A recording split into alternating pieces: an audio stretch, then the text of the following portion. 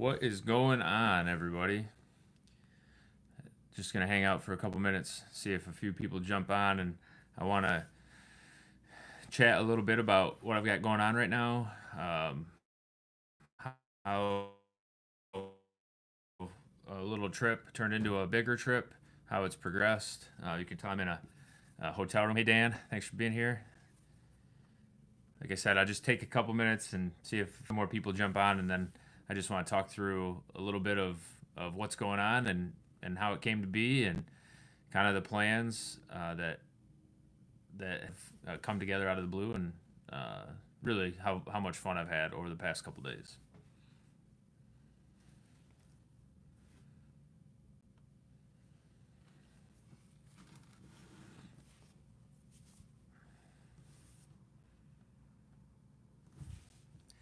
All right, so many of you know I live in Michigan, the West Michigan specifically. West Michigan is a place where we, get pummeled with weather in specifically January and February.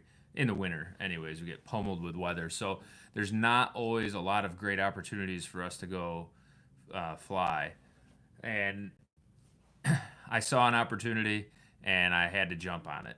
And maybe at that time when I decided to go, it wasn't the best decision I've ever made. Um, but it's turned into a nice little adventure and quite a bit of fun. And sometimes things just happen. Not that I believe in destiny, but I think things just happen because they were meant to happen. And I had one of those experiences today, so I want to talk about that a little bit. So, anyways, this trip came together. I had a work trip scheduled down to Nashville to go look at a piece of equipment with four other of my team at work. Actually, one of our owners and a pretty broad team. So we decided we were going to go to Nashville, and I held out and held out and held out on buying airline tickets because I wanted to fly down, and I always knew that I could have it in my back pocket to drive. So I ended up having good enough weather on Monday afternoon specifically, to fly from Grand Rapids or from Sparta, which is close to Grand Rapids, Sparta where the airplane is, flew down to the Nashville area. The the sky was really low, right? We had, I don't know, something like 3,000 overcast, and it was cold, and it just was not that nice. But I could see that once you got to the Michigan border, it opened right up. So I figured, hey, no big deal, stay low for a little bit, and then climb up. So that's what happened. I stayed low, flew about 2,500 feet, between 22 and 2,500 feet, until I hit the Michigan border, and then we were able to climb up. I was able to climb up, which was fantastic. And I got to like 8,500 feet, and it was smooth sailing down to uh, Nashville. I ended up running about 145 knots across the ground, which was really cool. It was good. Maybe a small little tailwind helped me get there because, clearly we're not, we're just an old ragged C model Mooney. It's not doing 145 knots all the time, but it was beautiful. So when I left, I knew I was going to have to make a decision once I was down here, and it was weighing on me a little bit. I wasn't sure how it was all going to pan out. When I left, I knew that there was supposed to be some weather coming into Grand Rapids on Tuesday. And I thought, well, I've lived there long enough. I've seen, the weather forecasts that never turn into anything. Maybe where you guys live, you have that too. I don't know. But we have it happen too many times where weather forecasts just like dissipate. So I figured, even though they say it's going to be kind of crummy, maybe I'll have a chance at getting back home. Uh, well, come to find out, when I woke up this morning, there was no opportunity to do that, and I had a backup plan. You always got to have kind of a backup plan of what you're going to do. But immediately, I kind of it hit me like there's got to be more options. So I just started digging, right? Thinking, well, could I go north but not as far north as home and drive the rest of the way? You know, rent a car, drive the rest of the way. Um, all with this idea or this not knowing that I had to get home by Thursday to fly commercially back down to Florida. My wife and I are going down to Florida for a little bit. And the more I thought about it, the more it didn't make sense. I just couldn't make it happen. So, anyways, I took off after the meeting today, heading for Florida. My parents live in Florida. Hopefully, they're not watching this stream because we're gonna try and surprise them a little bit tomorrow.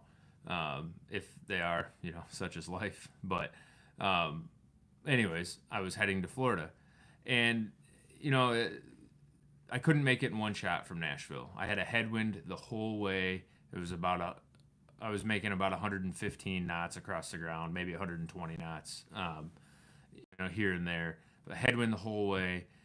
I did not have enough fuel to make it down there, and it was going to be tight on daylight. Now, I'm ashamed to say this. It's pitiful, really.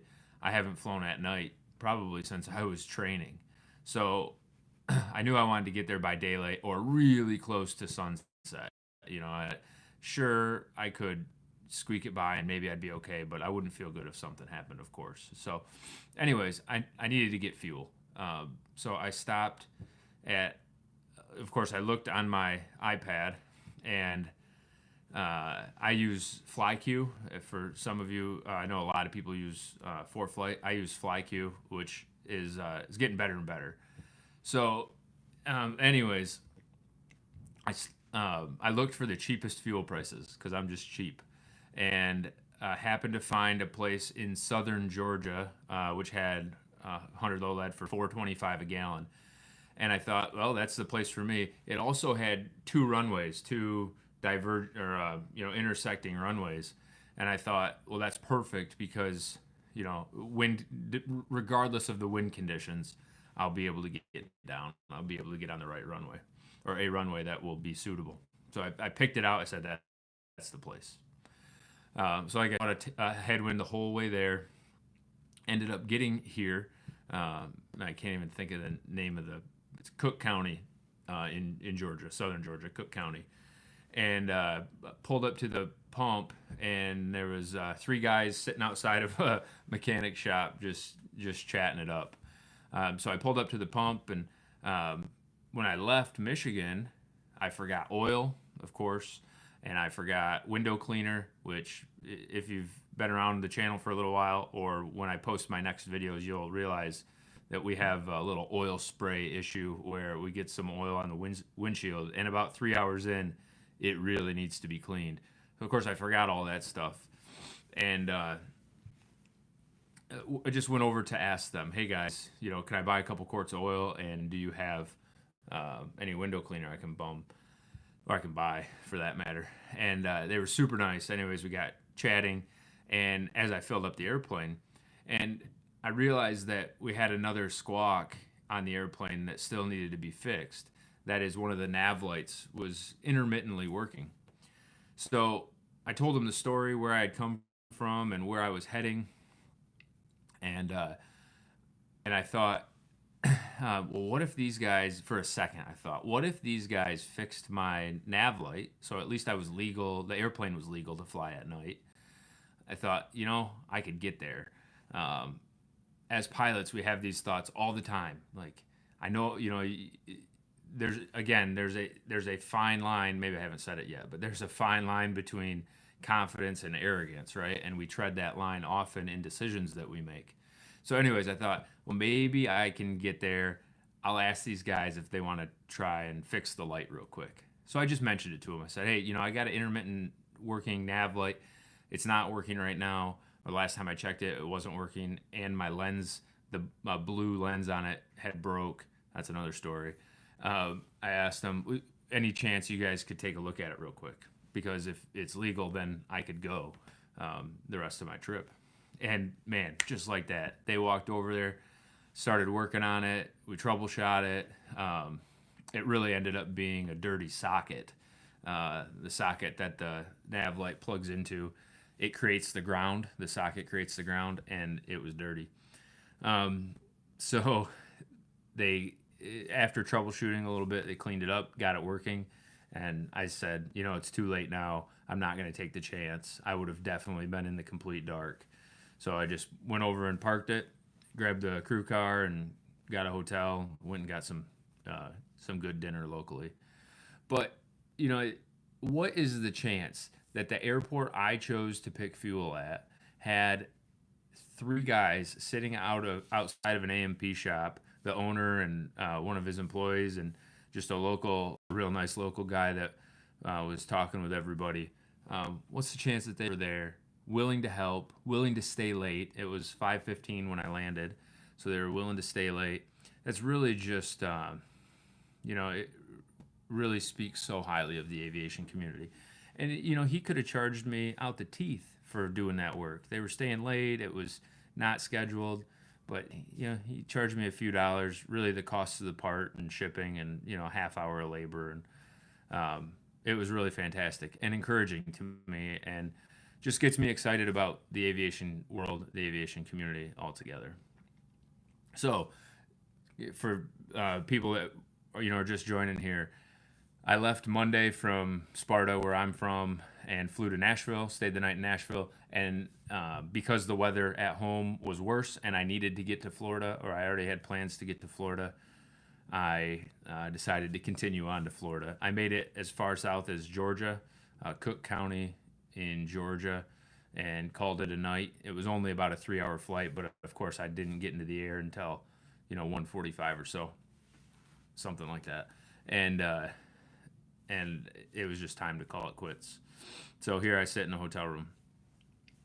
I also want to talk about just a few of the things that I've seen along the way that, for me as a small town GA pilot, flying in mostly uncontrolled airspace, you have a lot of, I don't know, what I would call excitement, or you have a lot of new experiences when you take trips like this. This is the longest trip I've ever taken. I've been a pilot for 20 years, and most of my young piloting was just poking holes in the sky around home. And made a couple trips out to Missouri, and again, this is the furthest I've gone. So some of the things that I've seen, or really tuned into, and I'll be making some content about it once I can start working on the video that I've taken. Just a tremendous respect for air traffic control who works in congested airspace. I flew really close to, of course, on the way from Michigan down, I flew over Indianapolis, which is not super congested. It's a smaller big city airport. And then into Nashville, which is I would say, a little bit larger big city airport. It's not huge, but it is a definite hub for transportation, for package shipping. And then today I flew right outside the Class Bravo around Atlanta. Actually, I got diverted around it. And what I've come to realize is there's, I don't know, a couple really different kinds of controllers, right? There are controllers that love their job and want to joke around and want to have fun. Like, I heard the same shtick from the same controller like 5 times while I was closer to Atlanta about jumpers. He was telling incoming commercial traffic about a plane that was going to have people get, or the pilot was kicking the passengers out of the plane, right, over and over again. He went on about it, and they were only a couple miles away from him. So it was really cool for me to hear a pilot who loved his job and wanted to help.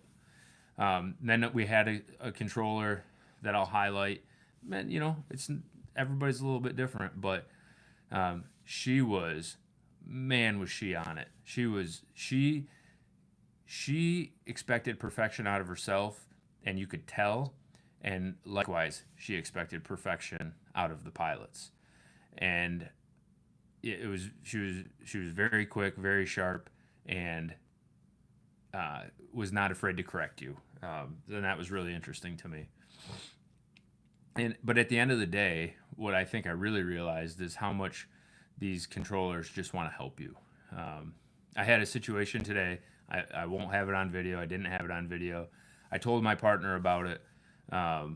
It was a foolish mistake that I made because I was rushing to get going out of Nashville to get working my way down south.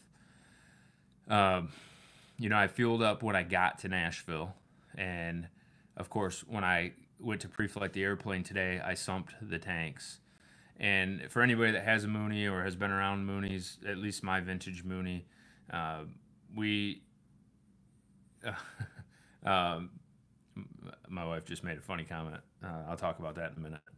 But anyways, anybody that has my vintage Mooney has, you have a screw to unhook the fuel door, and then a latch to take out the rubber bung that is the fuel cap. So this morning, of course, I was on asphalt. I didn't want to sump my tanks and dump it out. I usually at home I dump it out onto the concrete, and I do that for two reasons. One, to get rid of it, but two, I watch it evaporate. Not like stand there and watch it, but I always go back and check to make sure it evaporated, because if it evaporates, then you know it's gas. If it doesn't evaporate, there's water in there, especially in these cold temperatures. But anyways, I digress. I didn't want to dump it on the nice asphalt, so I did what I never do. I left one of the bungs open and recycled the fuel, I'll call it. I sumped my right tank, and then put the bung back in, walked around to the left tank, opened it, dumped my fuel from the right tank into the left tank, sumped my left tank, dumped my fuel in, sumped my gascolator, dumped my fuel in, and I closed the left door. And I never went back around and closed the right door. And I didn't see that until I was taking off I was departing, climbing out the runway heading. So I had just got kicked over to Nashville departure from the tower frequency where I was. I was at a smaller airport outside of Nashville, but close. What was it called? I can't even remember. It'll come to me. But anyways, all I said, he kicked me over. I saw the door at that same time. I said, actually, I got to go around, or I got to come back. And he instantly said, all right, turn left downwind, 15, or whatever runway it was, turn left downwind. And then he gave me a minute, and I think it was intentional. He gave me a minute to collect my thoughts and do my thing, right? Because I had a very quick change of action, right? Because I had filed for VFR flight following. They knew that I was departing and leaving. So he gave me a minute, and then he came back and told me I was cleared to land, the only one in the pattern, and that asked me if I needed any help, any services. And that was fantastic. Of course I didn't. I landed, taxied to the ramp, closed the door, locked the fuel door, obviously locked the door on the side of the airplane, and took off again. And it delayed me, 20 minutes probably, made me look like a fool. But again, the moral of the story there is that these controllers they're here to help us in so many ways. And I'm grateful for it. I never travel without picking up flight following. It just gives me a lot of confidence in, knowing who I'm around and how I'm around them. They also need our help, right? You hear about pilot reports and all these, things that we can do for them, be their eyes in the sky. I had a circumstance happen today where I felt like I was helping, and that was pretty cool.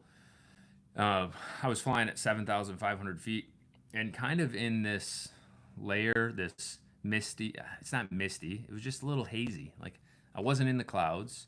It was Smyrna, Mike. Thank you, Smyrna. That's where I was. Nice little airport. Anyways, I wasn't in the clouds, but I was in this kind of hazy layer, and I was VFR, which is, no big deal. And I had a controller ask me, hey, 6708 uniform, if you look northeast, is it VFR? Can you, see the ground easily? And I responded and said, yeah, it's VFR. I can see the ground easily. Well, he was asking me because he had another pilot trying to make a decision if he should file IFR or go VFR on his way into Atlanta or the Atlanta area. So, I felt like I helped somebody make a decision, just being the eyes in the sky. And I know it happens a lot where, maybe the controllers can't get in touch with the aircraft they need to get in touch with.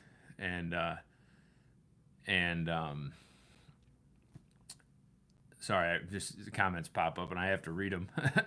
I'll get over to them in a minute. But maybe a controller can't get in touch with an airplane they're trying to get in touch with, and they use another airplane to reach out to them, and that's pretty cool. We're all a community in the sky, whether we're flying a 150, a Mooney, or the jumbo jets at 40,000. So pretty cool experience. All right, let's just check up on comments real quick. Yeah, flying it to Florida. Dan commented, flying the old girl to Florida. It's a little hair raising, but when you break it down into some chunks, I did I've done so far 2, 3 to 3.5 hour flights, and then tomorrow is only just shy of 2 hours into my final destination. It really makes it pretty straightforward. You just wake up and pre-flight, and I can't speak highly enough for the EFBs that we have. It's really unbelievable. Even 20 years ago when I started, we did not have the technology that we have today. Sometimes it makes me wonder if I'm being thorough enough. I'll pre-flight or I'll brief my flight for the day, laying in bed, looking at my phone, checking weather along the route, of course, living up north, checking icing, checking just all kinds of things. And then one thing I'll do is I'll flip over to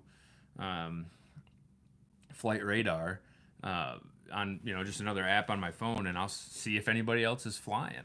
That's a pretty good indicator usually to me, what altitudes people are at and what they're doing. It's a good indicator, especially if, like tomorrow morning when I wake up to fly the rest of the way down, if I look and see that there's a bunch of airplanes flying, small airplanes flying at, 4,000 feet, 3,000 feet, whatever, I'll have quite a bit of confidence that the weather's going to be okay down there.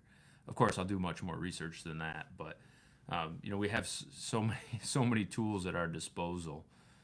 It's really powerful. So I can't speak highly enough for FlyQ. I've bought a lifetime membership, I don't know, a couple Black Fridays ago, and it's been working really well for me. The only issues that I have with that platform, I think, are related to my iPad. My iPad is not new; it's quite aged, and sometimes there's some slowness in loading and things like that. But I really think that's because of the device I have. I don't know the specifics, and I'm not here to sell you on FlyQ, but I think they were bought out fairly recently, or they had a partner come on. And when I got my iPad out, I hadn't had it out for a couple months because I hadn't flown, and I had to update it. So I updated it, and when I opened FlyQ, it was a list, just a long list. And oh darn it, my dad's on here. Anyways, it was just a long list of all the upgrades they had made, and it was clear, it was evident as I worked through today how much it had changed and how much better it was. So, all right, Oz Mooney pilot mentioned ATC is head and shoulders above what they have down under. Well, one, thanks for being here from Australia. There is another channel, Stephen Drury, I think is his name. He flies mainly Cirrus airplanes in Australia. I've watched a little bit of it. I've watched less lately because I just run out of time. But it's really interesting to me to watch different pilots from different, everywhere across the globe. Things are crazy. How much differences there are. So I'll have to maybe get back on his channel, and I would encourage you guys to and check out just how the communications are different. And I'm sure there's things that are done maybe better down there that we can learn from, and better here that they can learn from. And that's part of this whole YouTube community, which I think is pretty darn cool, that we can together learn and grow and get better. So, my wife made a comment. She said she, meaning the controller that I said was very on point, wouldn't have appreciated my unicorn. What she means by that is we took a trip down to Indianapolis, I don't know, 2 summers ago. Whatever, a while ago. And I made a video about it. I asked my wife to run the radios, and she was reluctant, let's say, but I'm encouraging at the very least. And she thought it would be really funny to substitute uniform, obviously the last letter in my airplane's tail number, with unicorn, mainly to embarrass me, I think. But it is what it is. So she's saying that this instructor, this controller would not have been real pleased with that. I don't know. As mentioned, well, one, he mentioned he had to go. Thanks for being here if you're still here. Have a good night or day or whatever the heck it is over there. He mentioned he's learned a lot by being told off a few times by the control folk. And, honestly, you have to let it roll off your back. You have to learn from what you've done and roll with it. A lot of controllers are in high stress situations. There's no doubt, congested airspace, lots going on. And that they don't mean it personally to you, I'm sure.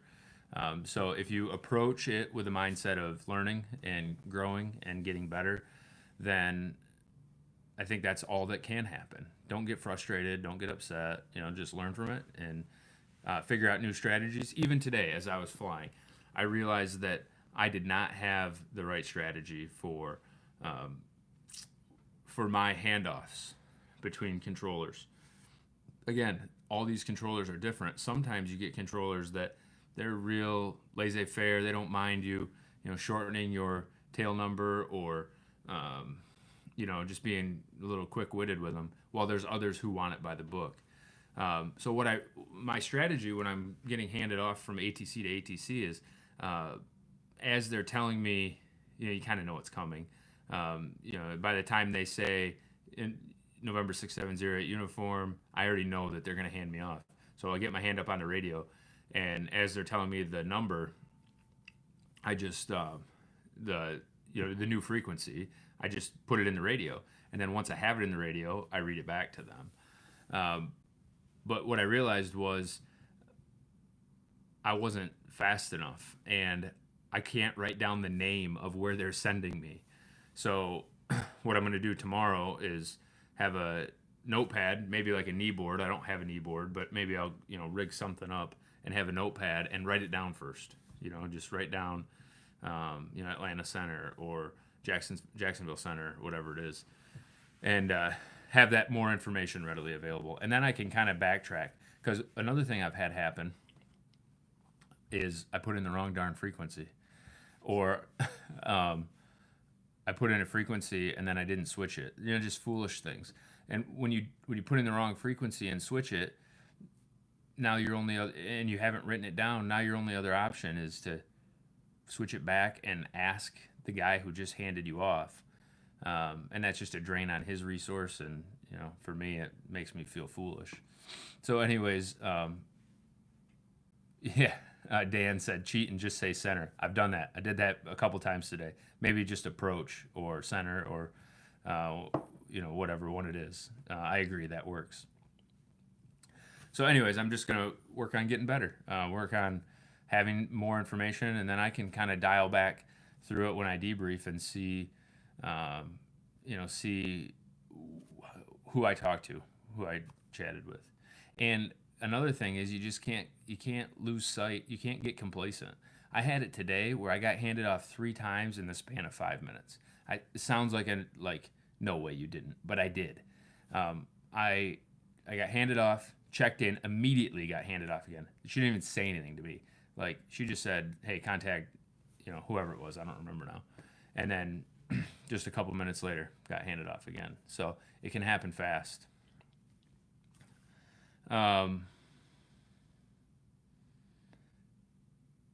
So I don't know how to.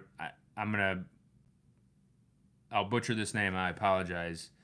I can't even get it right. So, anyways, Mr. Dorado asks, please share your flight plan later with us so we understand your route and reason. Why did you choose this one? Maybe this can be the theme for another video. Thank you for that. I appreciate the idea. I'll say this: I fly so darn simple. It's not even funny. Almost embarrassing how simple I fly this thing, and I really should do some more routing just to get comfortable with it and to expand the capabilities of my brain and my GPS. So here's what I do. I'm leaving Sparta, and I was going to Smyrna, which is I don't remember, MQY maybe, Mike Quebec Yankee, or something like that. So I'm taxiing to the end of the runway. I go up to my KLN 94 GPS, and I hit the direct to button, and I put in the airport code that I'm going to, and I enter and confirm where I'm going, and hit enter again. And that's it. It gives me a desired track, and I set my CDI to that desired track, and I take off, and I point myself at that track and follow the needle. So I pretty much fly straight line everywhere I go. Direct to one straight line. And then, if I get deviated, like today, I was flying a direct line to the airport I'm at now, the small town that I'm at now. And I got diverted around Class Bravo, Atlanta. It was a 15-degree correction or so with, I don't know, for a half hour, maybe 20 minutes. And then I got a direct to my airport again. And all I do is hit direct, enter, and it redraws a line for me, gives me a new heading, and I get back on that heading, and away I go. So I fly really, really simple. And I definitely need to get better and do some more routing. ANAC said I only have one KX170B, so one frequency is all I got. I make sure I know the frequency I was on and write down the frequency I'm going to, otherwise I'm screwed. I'm with you 100%. I do have a second radio, and what I've done before, I did it today actually, I turned my second radio on. I usually have it off because it's an old junk radio, and I get a little like static noise in my ear, and I don't want to listen to it. So anyways, I turned it on, and I dialed in the Unicom frequency or CTAF frequency. I think we all get that wrong a lot. But anyways, I dialed in the frequency for the airport I'm at now. And then I just shut it back off, right? So I know that if I needed to know that last frequency, I had it right there. I didn't have to dig back through anywhere. And I wouldn't have forgot it because it was 122.8, which is the same frequency that I have at my home airport. But regardless, I stored it there and had it ready. Like I said, I don't like having that second radio on, so I'm effectively a one radio airplane as well. I do use that second radio once in a while to try and pick up, weather or whatever where I'm going. So I'm with you.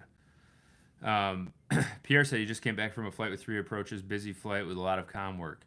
Always a challenge to stay on the comms and fly that darn airplane.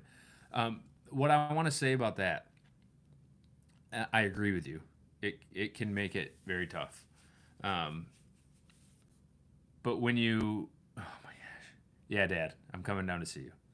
But go play bocce ball tomorrow. I'll manage getting to your place. Don't not play for me, and just don't tell Mom. Maybe she's listening too. Anyways, what I've found to be really helpful is just constantly listening to everybody else that's doing comm work. Because I'll tell you what, There's a lot of them out there that are way better than you, and you can pick up strategies from them. And there's also ones who make mistakes. And when they make the mistakes, you can learn from them, right? You don't have to get yelled at. You can listen to somebody else getting yelled at. Or it's okay even in your head to say, oh, I would have done that a little bit different. Or I would have handled that with a different strategy such that, it made more sense. I catch myself all the time after I get off the radios, I'll just say, "Oh, you dummy, that sounded foolish," right? So the more you can listen to other people and think about it, the more you can learn without having to make the mistake. So I really encourage you to do that. All right, Dan, thank you for the correction. He said CTAF. That's Common Traffic Advisory Frequency, I think is what that stands for. Unicom is to find out if the FBO has cookies and coffee. So CTAF is what we're talking to people on when we're flying around in uncontrolled airspace. I will say, I mentioned it already early on. I like using flight following. I think it's the best thing you can do when you're traveling across country.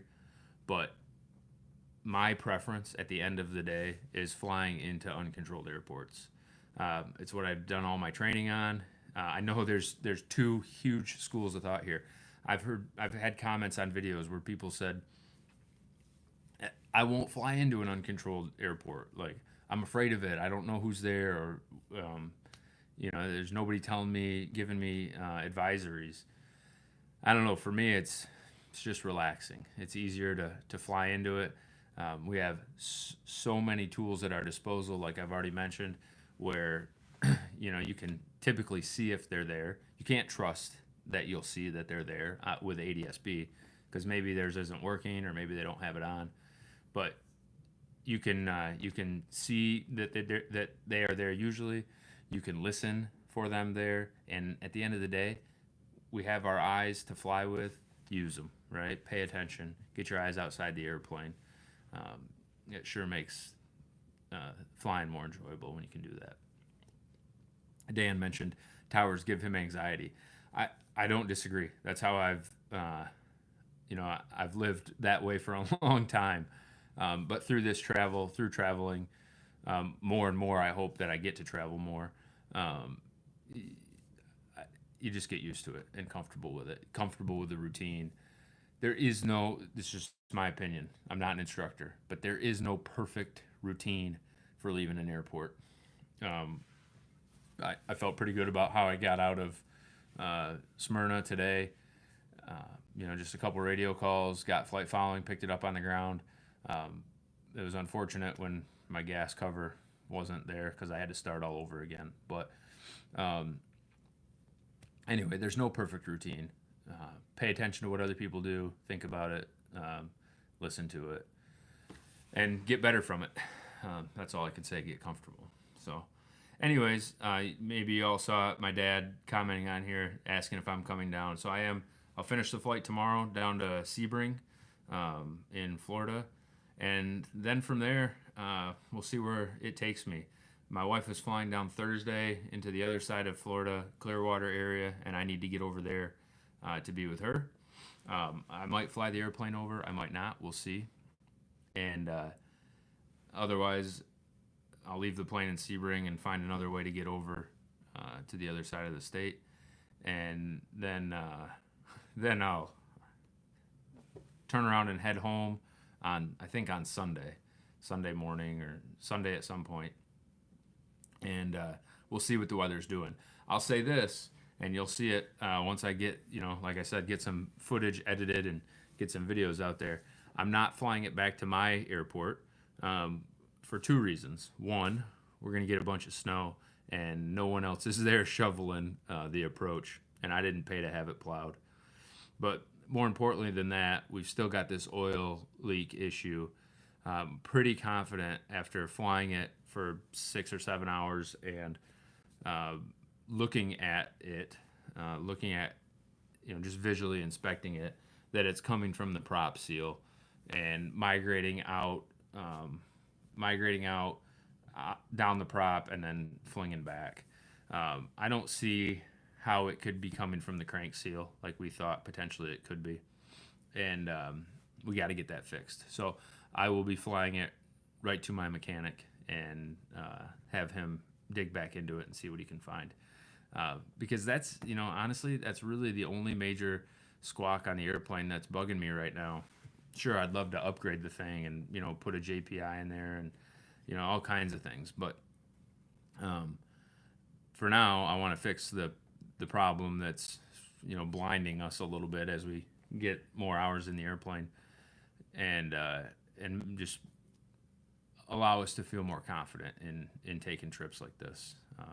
I honestly, at one point, thought I was going to reach outside of my little window and do one of these numbers on the front of the windshield when I was slowing down coming into land yesterday. Today wasn't near as bad. Arad joined us. Thanks for being here, man. And all of you guys that comment a lot on videos, I want to say I can't thank you enough. We have so many good back and forth discussions, and I love the community and being able to help others, being able to challenge others. Everybody's been mostly super polite. There haven't been any real big arguments. I might not purposefully try and start them, but I could definitely see some argumentative nature brewing as I, pin two different kinds of airplanes. People are brand loyal. I can see some back and forth going. Obviously, the Mooney, in the last video, the Mooney clearly won that comparison, but there were still some Aero faithful holding on, we'll say. And anyways, thank you for everybody who comments on those and likes those videos and shares them with their friends and talks about it. It means the world to me. I'm so lucky to have grown this thing to where it is now, and it's my full intent to grow it much, much bigger and continue to build this community. But Arad, you mentioned that JPI will be the first upgrade on the Mooney. I agree. I will say I like the JPI. I think I have to do some more research on it and have to get some money. The finances have to work on it. But I think Garmin's making a GI 275, it's called. They make a couple different versions, and one of them is an engine monitor. And for me, on the Mooney, at least the C model Mooney, that we've still got the sloped windshield. I just don't have a lot of panel space. So using a 3-inch hole for the engine monitor could be pretty sweet. So I think that might be an option that we'll look into as well. And I hope to make that happen. But I'll come back to upgrades in the airplane and just talk about that briefly. I'm gonna stay on here for 15, 20 more minutes, but then I gotta lay down. So, anyways, Pierre said, "Welcome to Florida. Weather has been awesome the past few days. Hope you have a great time." And I appreciate the lunch offer. I'm really, really excited about being down in Florida. I know it's been a little cold for the folks that live down there, but we've had 0 or single-digit temperatures in Michigan for quite a while here, and it'll be refreshing to be down. Even in Georgia, where I was tonight, it was beautiful. So, Arad mentioned he likes the 275, just pricey. Good to replace all your instruments as primary. I agree with that. That's exact. Like I said, that's the research I have to do. Here's the big kicker. I've got an old 6-pack, an old 6-pack of engine gauges in the Mooney. There's 2 fuel gauges, oil pressure, oil temperature, cylinder head temperature, and amperage. And it's not good. I mean, they say these things are rebuildable. There's no new ones. My fuel, they say your fuel gauges only have to work when they're empty. One of mine, it never reads more than half full. So anyways, that said, that 6-pack has to be removed, no doubt about it. And to take that out, you have to get some more primary gauges in place. So whatever I get has to act as primary, right? So I got to do a little research, make sure that the 275 does that, or whatever we use. does that, and then I can remove a bunch of stuff. I've got an old autopilot in the thing which doesn't work. I want to get that out of there. There's just a lot of stuff we want to take out, and then get some newer modern things that are expected in these airplanes. We've got a engine with less than 1,000 hours, and we need to prolong the life of that engine. Dan mentioned he got to witness a 275 into Bonanza the other day in Holland, and it was really sweet. So that's good to hear. I agree, they're really sweet. I thought AV30s were going to be the way to go. I don't know if they have an engine monitor, but I know they have a multifunction display and CDI, I think. But I don't think they've been proven out enough yet. I think they look great and work great right out of the box, but there's been some longevity issues. So I'm a little on the fence on that one. Although I like Avionics products, I'm glad that they exist because, like the tail beacon's the best, cheapest way anyways, and it's been good for us to get ADSB. So,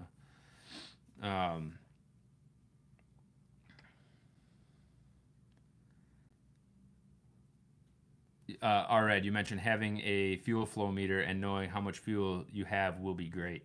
I do have one, actually. We have a fuel computer in the airplane. It's Electronics International. Whoever owned the airplane, not before us, but before him, put a whole new panel, which was pretty modern at the time that he did it.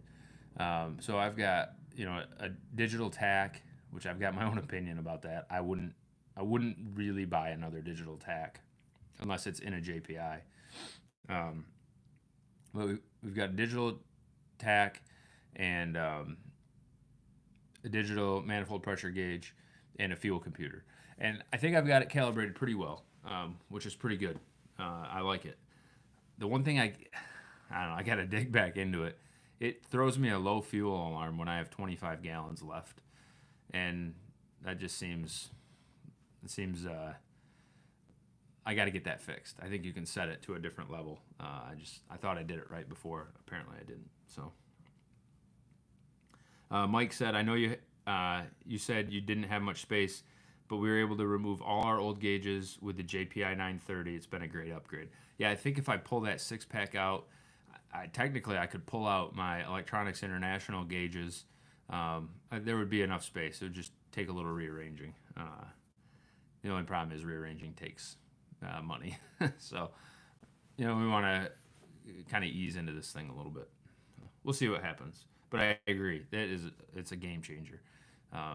Unfortunately, my Mooney is the 0360, so it's not injected. So I think some people have had success running lean of peak.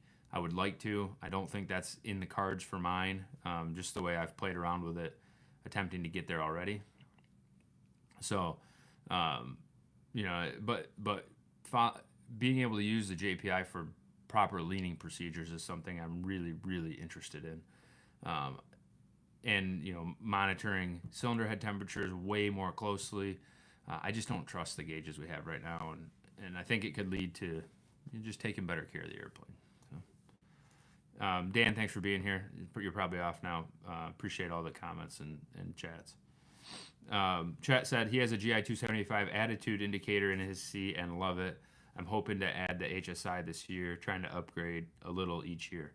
Yeah, I mean, it's a great opportunity at annuals. If you get an annual that's, call it under budget and can throw something on top of it and upgrade the airplane,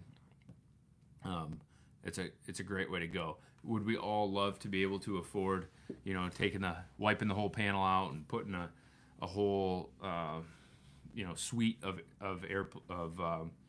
avionics in there? Sure. But for most of us, it's not in the cards financially. And probably more importantly to me, you can't fly. Like, it takes so long to do that work. I mean, I've seen the rat's nests of cables and cords and stuff behind the panel. And even in my C, which is way easier to work on because I still have access to the panel. Boy, that's going to come off wrong. I still have access to the access panel that's in front of the windshield.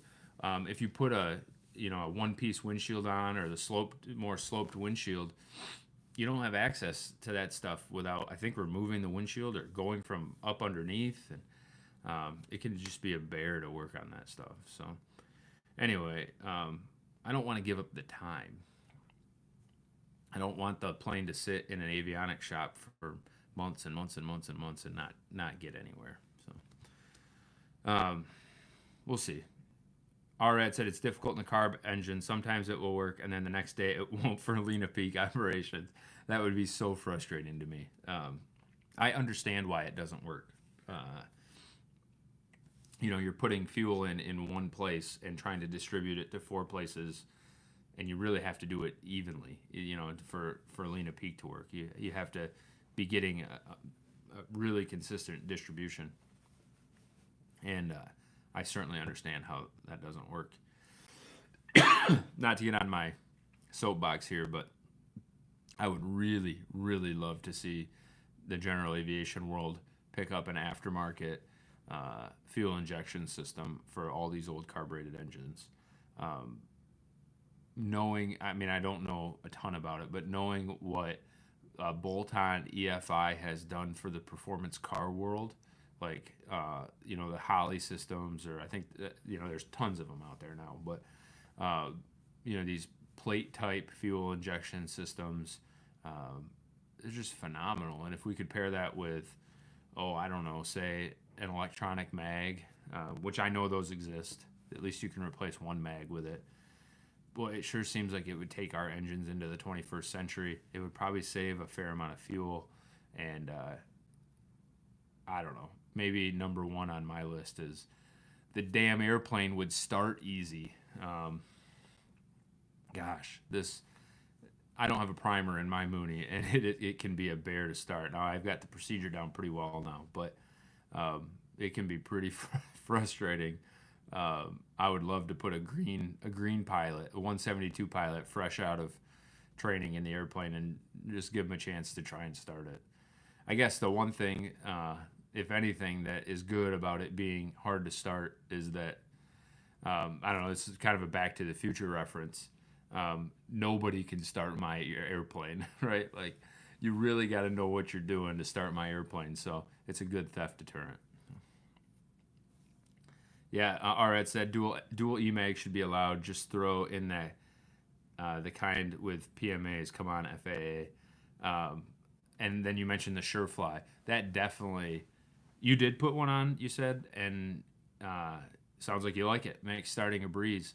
The one thing I've heard about a Surefly, don't get me wrong, I want one. Like, I think they're fantastic, especially because, correct me if I'm wrong, but the Moonies are allowed to use the timing advance feature, or the adjustable timing feature, where some of the you could put a Surefly mag on, but it has to be static timing. But in the Mooney, you can make it on the fly timing adjustments. But anyways, the only thing that I've heard that can be a bit of an issue is it can cause some higher cylinder head temperatures. I'm assuming, I don't really know why. I'm not that smart. I remember reading an article about it, and just knowing that it could happen. So anyways, something to watch out for, and maybe forces you to make your cooling packages working right. Oh yeah, cylinder head temperatures will go up. That's what our Ed said. If you know the science behind that, put it in a comment. I just don't. I'm not that. I don't know. I'm not that smart. Dan, thanks, man. I appreciate you liking the channel. In my opinion, I think that's what that means. I'm old. Is the better buy an airplane with a higher time engine, 400 or 500 hours left, or an airplane that has working avionics but might need some upgrades? And then I'm assuming you mean a lower time engine in an airplane that has working avionics. Well, I'll tell you this, just my opinion.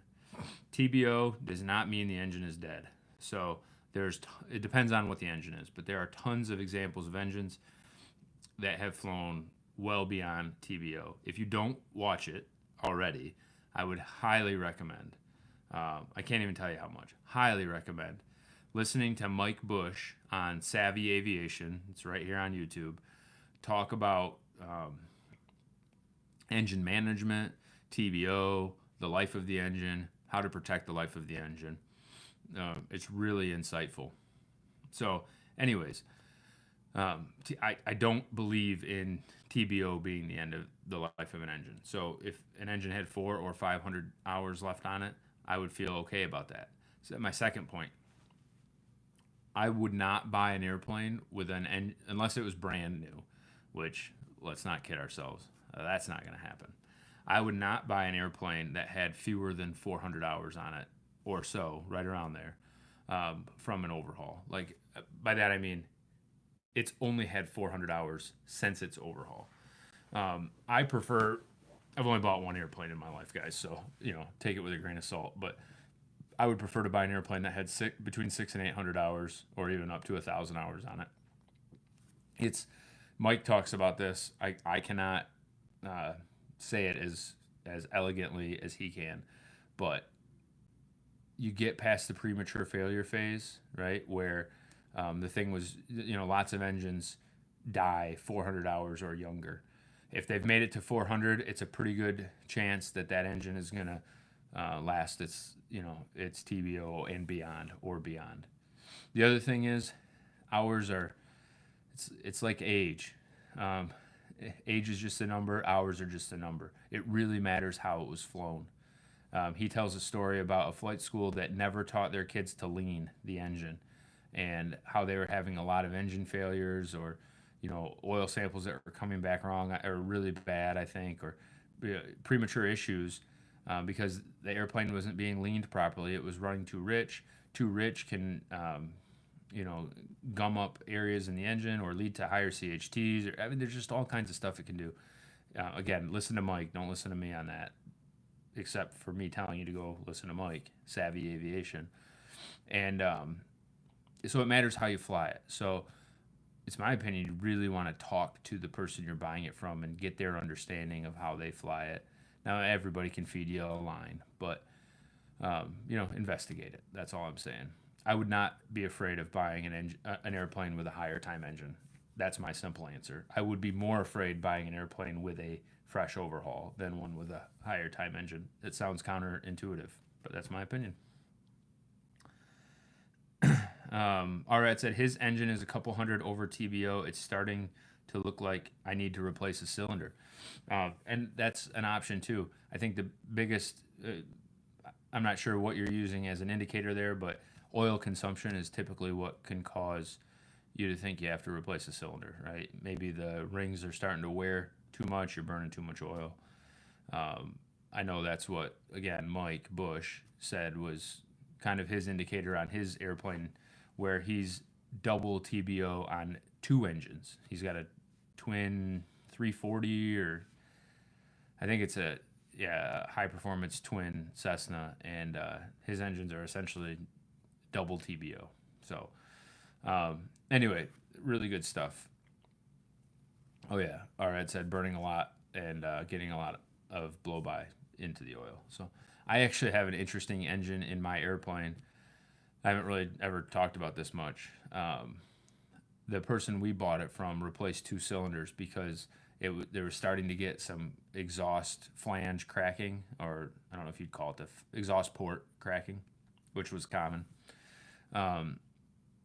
So I've got two steel cylinders and two chrome cylinders in my airplane. So I would be really interested to send that oil sample off and see what they say about it. So Ed said, I follow the teaching of Mike Bush, and I have his books. The engine book is right here beside me. I agree 100%. He is a wealth of knowledge. I should listen to him every year. Go back and listen to the same, the same podcasts or YouTube videos on Savvy Aviation once a year and just get smart again. So anyway, I really appreciate y'all being here. If you're just joining on, I was just talking about my trip, how my trip's developed from Grand Rapids or the Sparta area down to Georgia where I am now and on to Florida tomorrow. And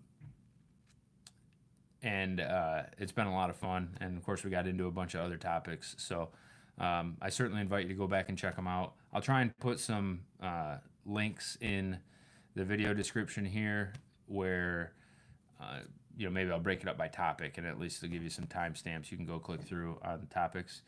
I do want to thank my wife. She donated during this this live, so that's pretty cool. I appreciate that. That's not why I do it. That's not why I'm here. But make sure you go check out my old content and answer people's questions in the comments. And I really just appreciate y'all being here. And we'll see you as I get some of these videos edited, get some of this footage edited, and get some videos out and keep working on this thing. So thanks again, and we'll talk to you all real soon.